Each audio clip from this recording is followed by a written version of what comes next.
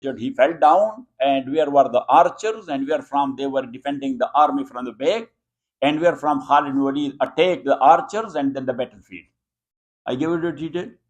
Yes. So Ghazwa Uhud, in that battle, from Mushrikeen and non-Muslim sides, a man whose name was Abu Talha. So from his family, 6 people, they were carrying the flag one after the other.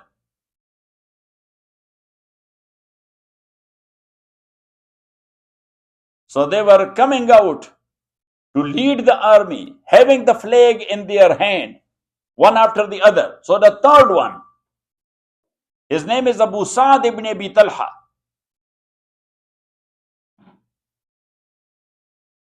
So it is narrated that he was killed by Sa'd ibn Abi Waqqas. But another riwayah says that no, he was killed by Sayyidina Ali radiyallahu ta'ala an. Got it? And there is the story that when Ali was hitting, so he was hitting very correctly.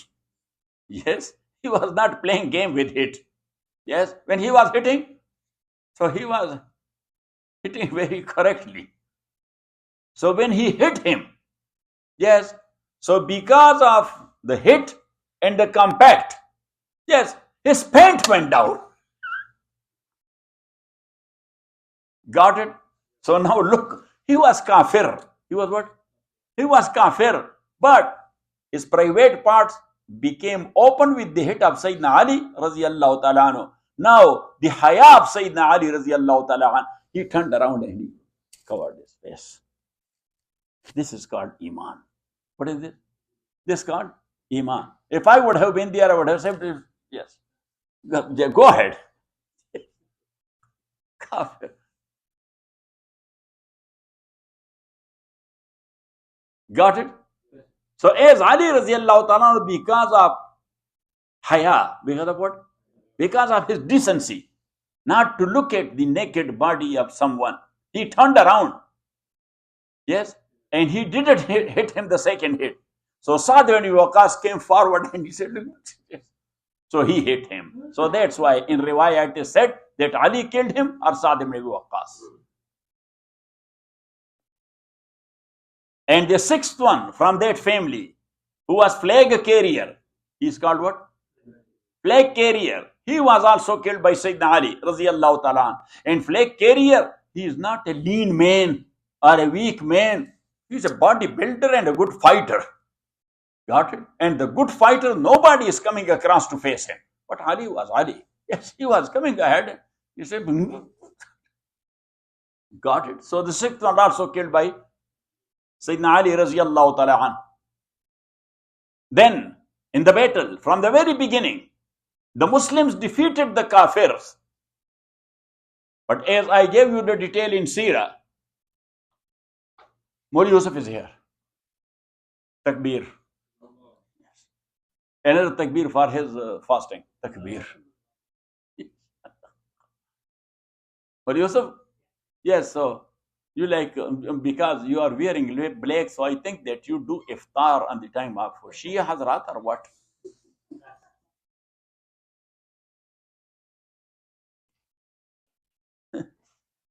Because the Shia Hazrat, their fasting is almost 10-15 minutes late. Yes. So anyhow, on Jabal al-Rumat, Archer Mountains, you both remember the Archer Mountain I showed you, and also you, Mawli Yusuf, the Archer Mountain in Uhud, Jabal al-Rumat. Rasulullah sallallahu alaihi wasallam put there 50 Sahaba under the leadership and command of whom?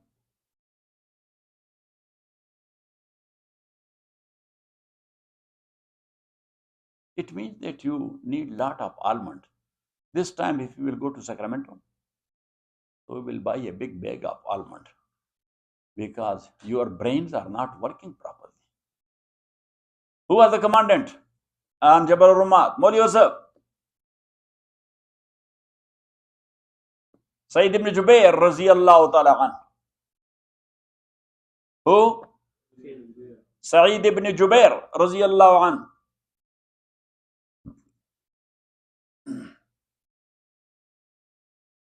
So when the kuffar defeated and they ran out of the battlefield, and the fighter Sahaba, they were gathering together their spoils of war. So here these 50 people who were there with Sayyid ibn Jubair, 40 of them said to Sayyid ibn Jubair, there is no need of standing here anymore because they have already left the battlefield. There is no fear of attack from the backside. But Ibn Jubair radiallahu ta'ala told them that as long as Rasulullah sallallahu alaihi wasallam has not allowed us to come down, we should stay here. But they said that our brothers, they fought, yes, in the battlefield. They are tired. And now they are collecting and gathering together the spoils of war. At least in this we should give them a hand or help. So 40 of them came down and 10 stayed with Sayyid ibn Jubair. So at that time, Khalid ibn Walid radiallahu ta'ala was not a Muslim. He was a non-Muslim. So he brought his platoon from the backside and attacked these 10 Sahaba and killed them. And then in the battlefield, the Sahaba, some of them, they were sitting under a tree. Some of them, they were lying on the ground, taking a rest. Yes, their swords or weapons, they were here and there. They were not very much ready to counter an attack because it was not expected. An unexpected attack, when it happened, then it caused you a run out. And that's why Sahaba ridwanullahi alayhim ajma'in, they went out of the battlefield. Got it? But certain Sahaba, they were stable in that condition as well with the Prophet sallallahu alaihi wasallam, and Ali was one of them.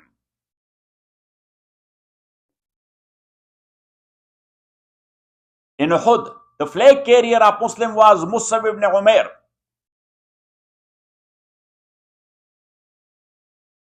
But when he got martyred, so then Rasulullah sallallahu alaihi wasallam gave the flag to Ali radiyallahu ta'ala an.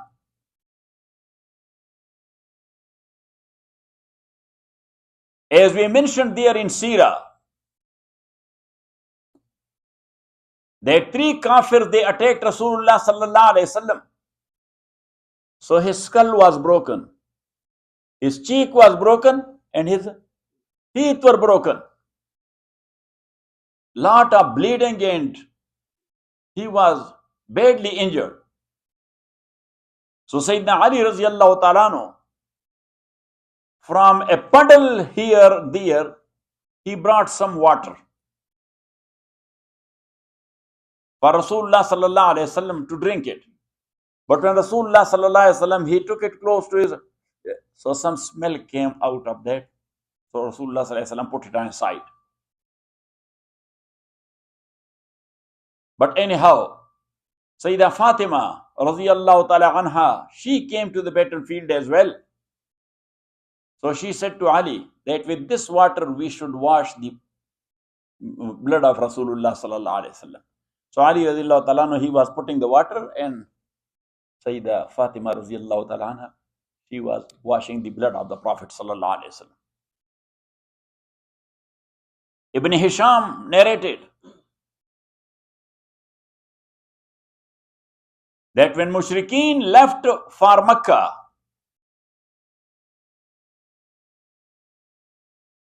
so to make it sure whether they have gone or they are taking rest and again they will attack us.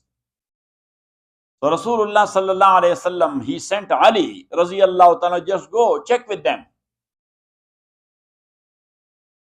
If they are riding their horses, so for sure they are trying to attack Medina city. They are trying to attack Medina city. But if they are riding their camels, so then they are going back to Makkah. Because for long travel, the good ride is camel, not the horse. Horse is for swift ride, not for a long ride. But for a long ride is camel.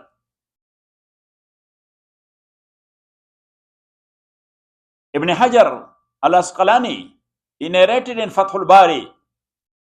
His famous book is what? Aaisha. Sahih al-Bukhari. The commentary on the book of Imam Bukhari. So Ibn Hajar narrated that for this information Rasulullah sallallahu alaihi wasallam sent Sa'd ibn Abi Waqqas. So it means that he sent Ali and he sent Sa'd also.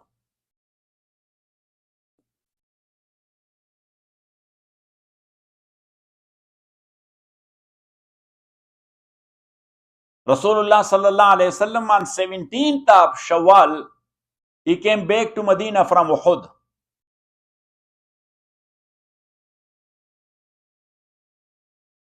He gave his sword to Fatima radiyallahu ta'ala anha to wash it. Rasulullah sallallahu alaihi wasallam told Fatima that wash it. This is a very good sword. It did a great job. So Ali also gave his sword to Fatima that wash this also. This also did a great job. And here Rasulullah sallallahu alaihi wasallam said, but Sahel ibn Hunayf and Abu Dujana, they both did a great job in Uhud. Yes, those two Sahaba, they fought very wholeheartedly. Sahel ibn Hunayf and Abu Dujana.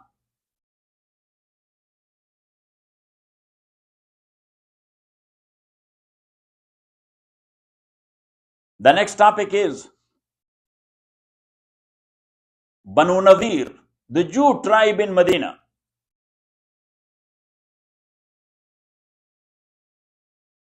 Now, as we learned the details of Uhud in Seerah, that Uhud was not a defeat for Muslim, but it was not a victory as well. In the very beginning, they defeated the Kafirs and the Mushrikeen of Makkah. But then I told you that as they were attacked from Jabal Urmar's side, yes, and 70 Sahaba, they got killed. Rasulullah sallallahu alaihi wasallam was badly injured. And hundreds of them, they were injured as well. Even though the Mushrikeen, they did that and they ran away also. They left the battlefield. But at least they caused this big damage to Sahaba and to Muslims. Got it? Rasulullah sallallahu alaihi wasallam stayed for the night there. And Rasulullah sallallahu alaihi wasallam, after battle, he was not leaving the battlefield. Yes? Got it? He used to stay there for night. And sometime he used to stay for 3 nights there. That if they are still thinking to come back, so we are here. Got it? But apparently it is looking like that Muslims are defeated, even though they were not. Yes, they were damaged. They were damaged something else and defeated. Defeat means that you left the battlefield. You left the battlefield. Yes, you damaged. So war is like this. It will cause damages.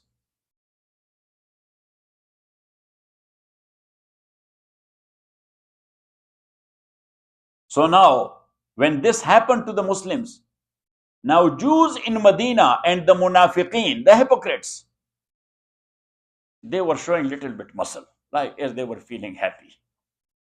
Yes, Munafiq is like this and the others are as well. Got it?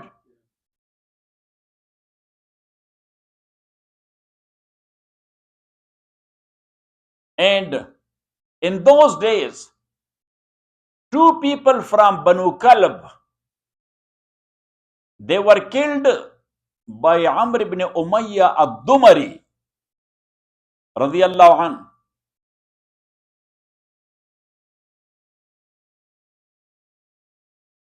And Amr ibn Umayyah ad-Dumari was not aware of a treaty with Banu Kalb.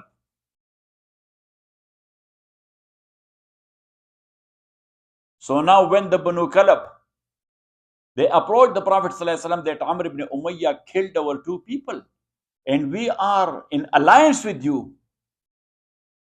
Got it? But he killed us like enemies. So Rasulullah sallallahu alaihi wasallam, he told them that yes, is that was a mistake of Amr ibn Umayyah. Got it? Because he was not aware of the treaty. So that's why I will pay the blood money. I will pay the blood money. How much is blood money for one killing?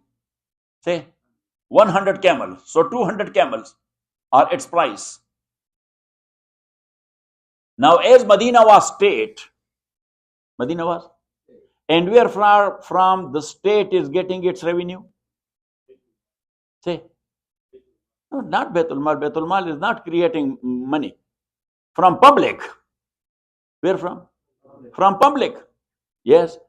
So Jew, they were the citizen. Jews, 3 tribes, they were citizens of that state. And they were bound to have their share contributed as well. So Rasulullah sallallahu alayhi wasallam, he went to their area, to Banu Nadir area. And Banu Nadir area is close to nowadays Medina airport. So that was the area where their fortress type of city was there, walled city. Yes. Yes, since that very time or since before even, they are living, where they are living in fortress city. Yes or not? Yeah, they are not mingling with people. So they were in that fortress city. So Rasulullah sallallahu alaihi wasallam went there to tell them that you have to contribute your due share.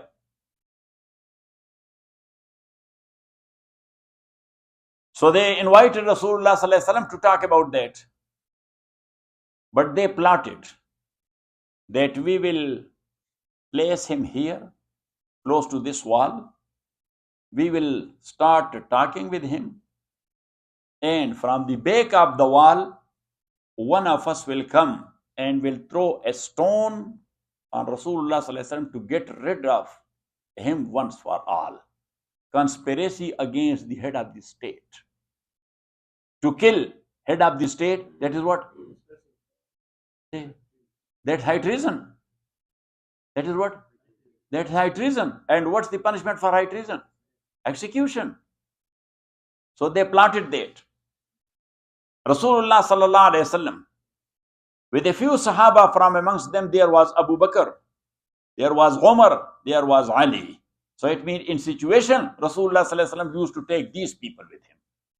How much trustworthy they were of the Prophet sallallahu alaihi wasallam.